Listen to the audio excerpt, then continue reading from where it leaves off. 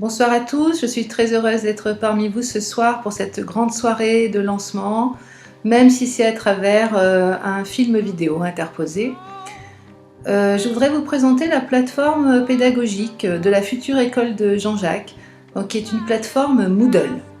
Donc quand Jean-Jacques m'a dit qu'il souhaitait installer un tel outil pour le mettre à disposition de ses futurs étudiants, je lui ai proposé cette plateforme Moodle qui a été développée en 2002 par un Australien nommé Martin Dougiamas, qui est spécialiste du socio-constructivisme.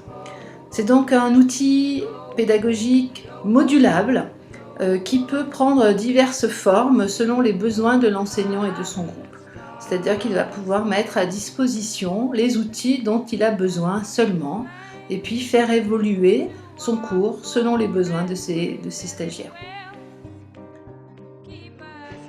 Alors quel est l'intérêt d'un tel outil? Il est double.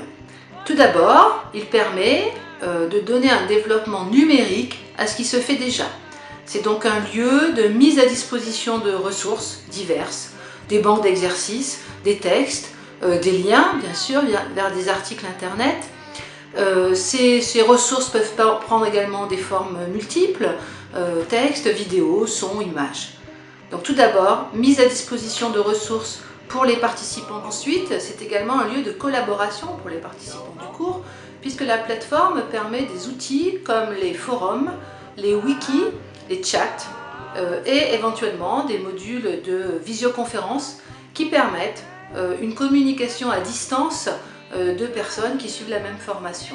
Donc, ce qui peut être évidemment très utile pour travailler en groupe. Donc, ce que permet la plateforme, c'est bien sûr également de pouvoir accéder à ces documents, quel que soit le lieu et le moment où on souhaite le faire.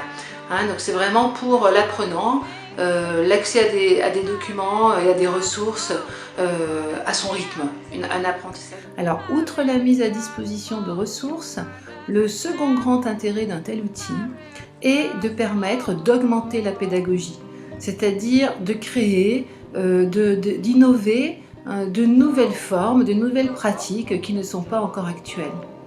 On peut imaginer par exemple que chacun des participants d'un groupe devienne à son tour créateur, contributeur, qu'il mette à disposition des autres membres des vidéos, des textes qui sont de sa propre création.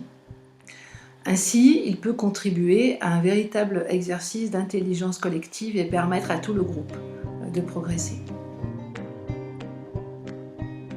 Voilà, je vous remercie de votre attention et je vous souhaite une très bonne soirée. Au revoir.